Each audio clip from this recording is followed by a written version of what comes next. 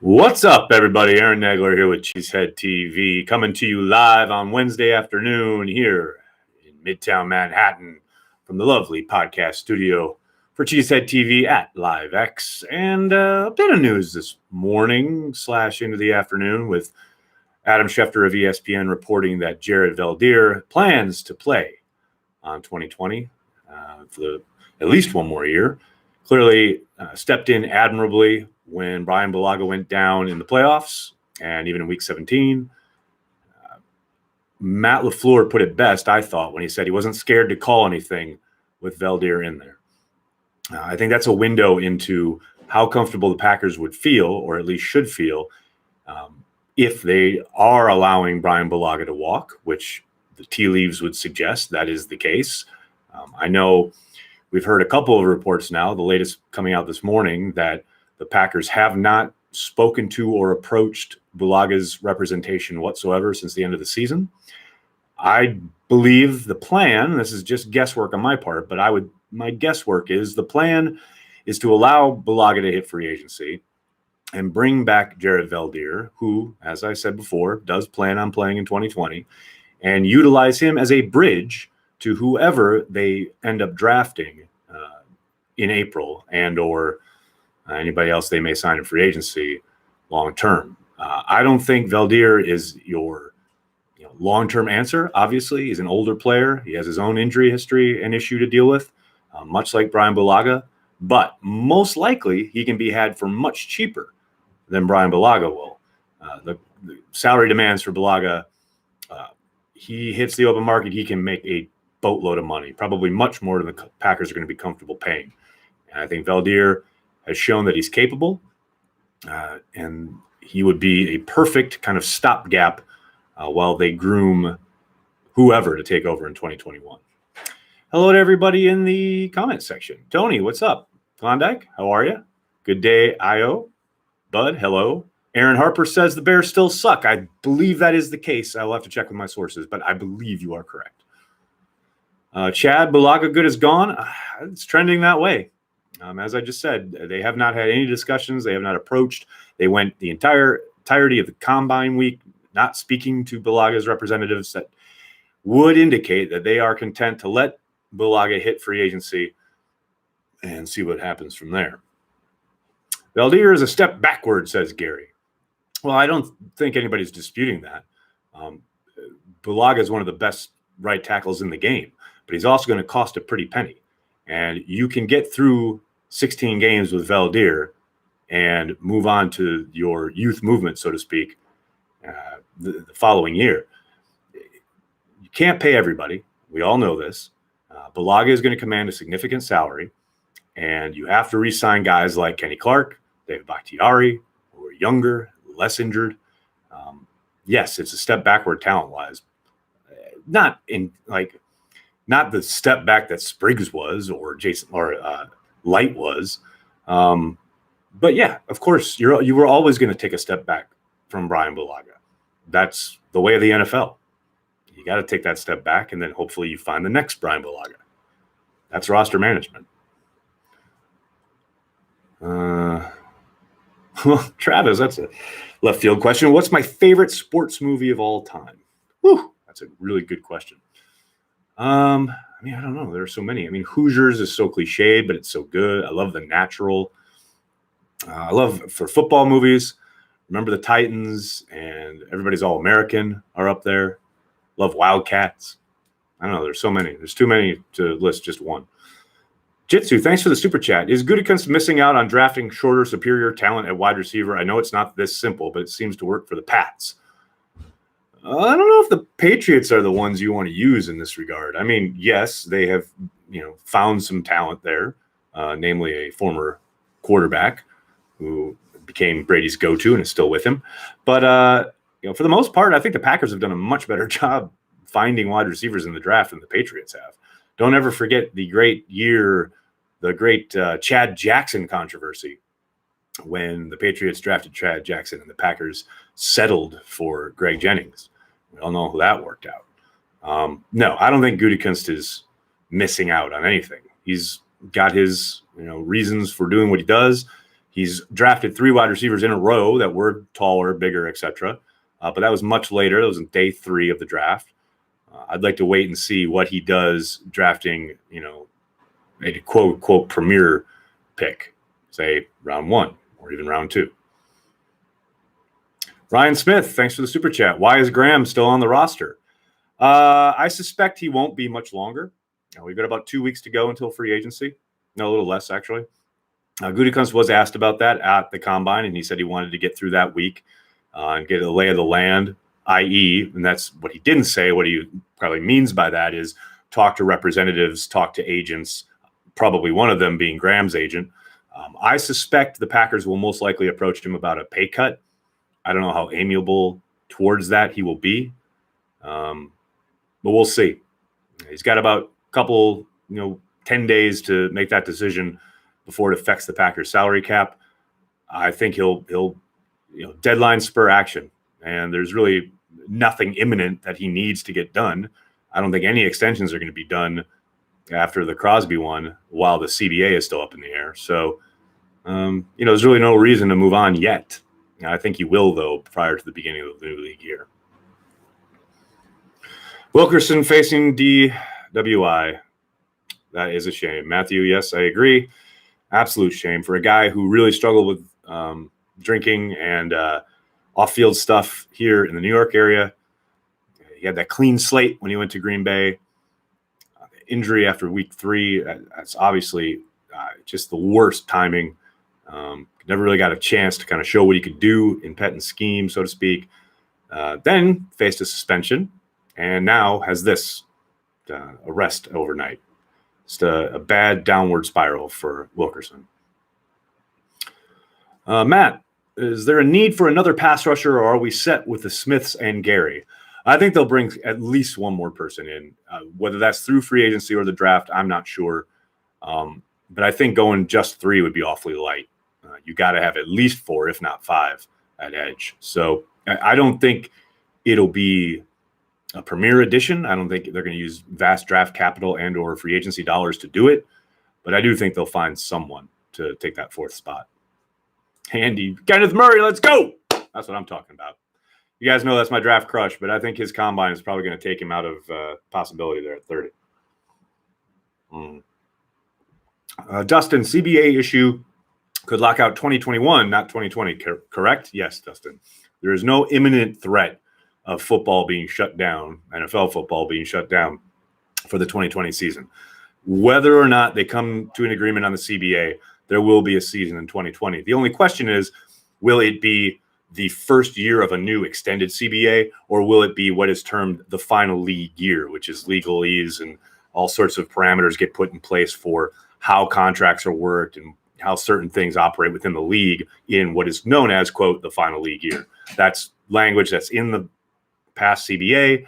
But yeah, there wouldn't be any kind of even beginning of a hint of a work stoppage until 2021. And there's a lot of ball game left. Patrick, MVS had a lot of explosive plays early in the season. Do you think it could be just a confidence issue? I think that's part of it. I don't think that's the whole thing, but I definitely think he lost confidence. The team lost confidence in him. Aaron Rodgers, interestingly enough, didn't seem afraid to go to him on non-big downs, if that makes sense. 2nd and 1s, 1st and 10s, etc. Things where they're going to get another shot if he screws this play up. But, he had a couple conversions, a couple nice catches. He did have a nice 3rd down conversion in Detroit in week 17. But, so I do think confidence was an issue, though. Like you mentioned, that he did have a number of kind of explosive plays early in the season. Now, obviously, the week 1 in Chicago, that's a big one. But then, the touchdown, I think it was against the Broncos. That's on a free play, etc. But, yeah, I think there's obviously the huge run after the catch against the Raiders. So, yeah, the big play ability is there. I really think that missed touchdown in the end zone against the 49ers is what kind of started it. And then you have the really bad miss/drop against the Bears on the opening play in Lambeau. And after that play, I think the team was just done. That's when you saw his kind of his snaps really decline. and his playing time was just kind of taken away.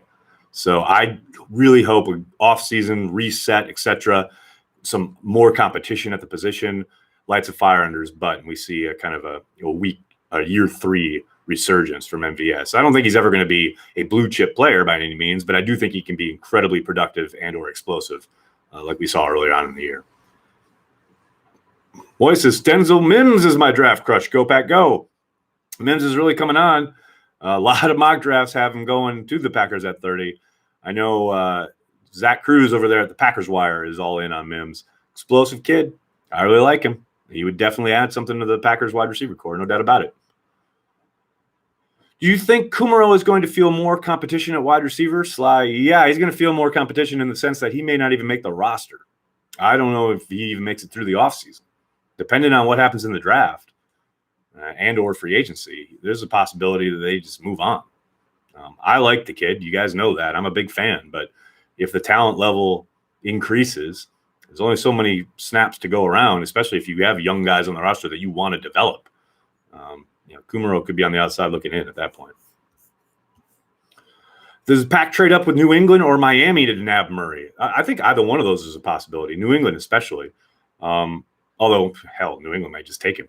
But yeah, I think either of those teams, or a couple others, are probably possibilities. I think Seattle's another possibility. That's been their trade partner 2 years in a row. Not to mention that they need, as usual, they need picks. So, yeah, I think a trade up for Murray is a possibility. I don't know how strongly Gutekunst feels about filling that position, the inside linebacker spot, and using draft capital, using it up to go get it. I don't know. That's going to be an interesting kind of facet of this offseason and the retooling of that position. Lucas Patrick is a stud, needs more playing time, says Corey. Well, if they don't bring back Veldheer and Billy Turner has to kick out to right tackle, he may get his playing time at guard. He's fantastic inside. I really like the grit he brings. He plays with tenacity. He's not the most athletic guy. He's going to get beat on occasion, but I really like how he plays the game. I don't think you can make a case for him playing over any of the 3 guys on the inside currently. But like I said, if Turner ends up getting kicked out to right tackle, that would be, right guard would definitely be his spot. He would slide in there probably as a starter. I think there'd be competition, but I think he'd probably win it. Paul, thank you so much. Like. Hit subscribe. Come on, people. Don't be stingy. How has Chase Claypool's value gone up after the combine? He had a really good combine, Kevin. A bigger guy, but still explosive. I think, people are probably surprised at how athletic he was, or tested anyway, given his size. I mean, that's a big sucker, man. He was moving. Why do you think the Packers played better without Davante Adams? We played the Raiders. Aaron Rodgers had a perfect passer rating, and then the Dallas game. How can we include Davante? There's a lot going on there. Well, the Raiders' pass defense is terrible, so that helps.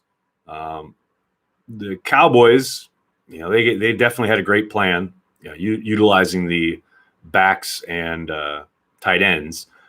I mean, it's not so much a question of they played poorly when Davante came back. I think it's just a question of how the offense was designed and or how the trigger got pulled at the quarterback position.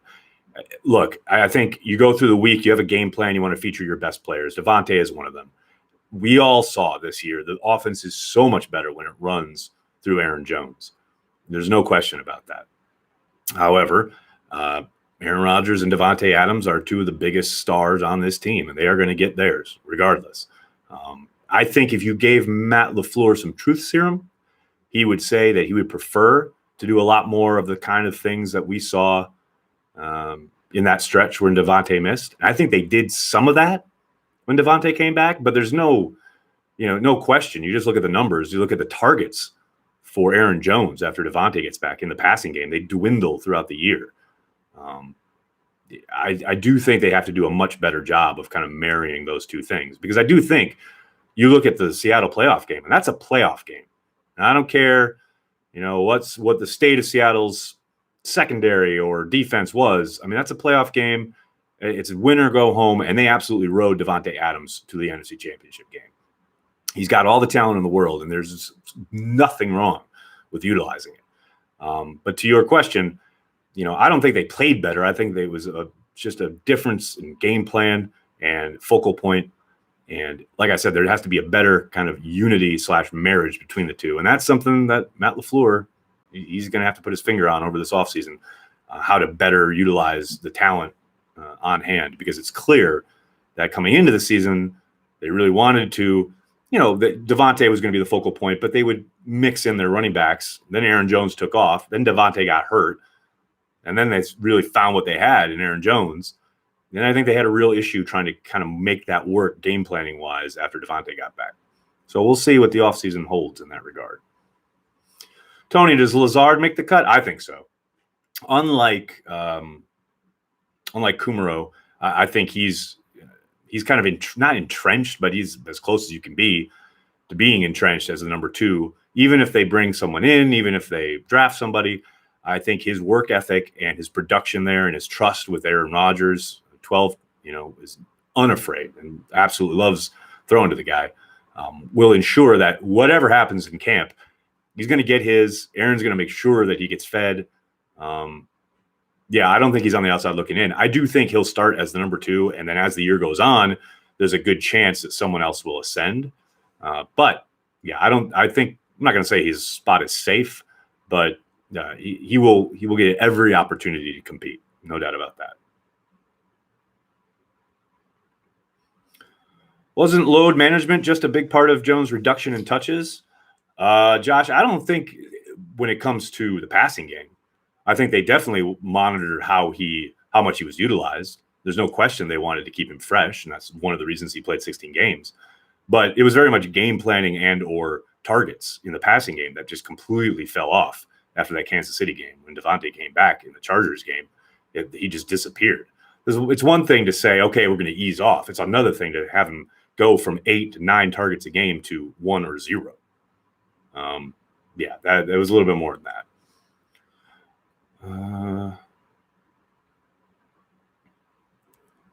When will we hear from Aunt Gert next? That's a good question, Reese. Corey and I want to do a video with her. We saw a great interview with the guy, who was it? Men in Blazers did a great interview with a really long time soccer fan. And we thought, that'd be great to do with Aunt Gert about her time as a Packers fan. So we're going to hopefully do that this offseason. Do you think the 98 Broncos laid the game plan on how to win with an aging quarterback? Bryson, that's something I have actually brought up. I brought it up a bunch last offseason in regards to the Shanahan offense, which obviously LaFleur runs kind of a couple decades, generations removed version of. I think that's the whole point, right? You get that running game going, get Aaron out on a bootleg like Elway did back in the day. You've got a running back, and then it was Terrell Davis. Now you got Aaron Jones. Absolutely, 1,000%. I think that's the idea. Peyton Manning did the same thing in Denver. I don't think there's any doubt that is what they want to go for. And I think they have to be more efficient in the running game going forward. I think they ran the ball a lot, and they did well some of the time. I think they have to get better in the running game to make exactly what you're talking about happen. Because it's one thing to say we're going to run the ball and take it pressure off our quarterback. But then when you're getting into 2nd and 12s, whether it's, getting stuffed on first down and or pre-snap penalties that put you in 2nd and 15, now all of a sudden, you're out of your game plan. They faced way too much of that early in the year. And it's not anything they don't know. LaFleur's talked about it. But yeah, that is 1,000,000,000% the idea. No question about it. Coming in late, saw Alvis Whitted was hired by Wisconsin. Steve, was the hire made official? I saw that he followed a bunch of Wisconsin people, both with the team and with the media, but I hadn't seen that he'd been hired. I do wonder if when LaFleur let him go, said, look, appreciate what you did for us, but you need more experience. Because don't forget, this was his real first gig in the NFL as a coach. And I think there's a good chance LaFleur said, go back to the college ranks, get a little more experience, and then hopefully you'll make your way back to the NFL if that is, his goal. But yeah, I saw that he was rumored to be working in Wisconsin, but I haven't seen an official hire. But if he has, that's awesome. He's a good guy. Yes, Badgers announced it on Twitter about 15 minutes ago. There you go. What's the plan for the future of the right tackle position? Well, as I said at the top of the video, I believe, this is just guesswork on my part.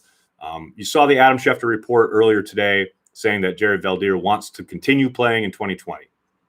His representatives met with a number of teams at the Combine. My guess is that his crew, whoever it's his, agent, marketing agent, whoever, putting it out there that they met with a lot of teams is their attempt to try and drive up the price on Green Bay. I think Veldheer wants to come back to Green Bay. I think Green Bay wants him.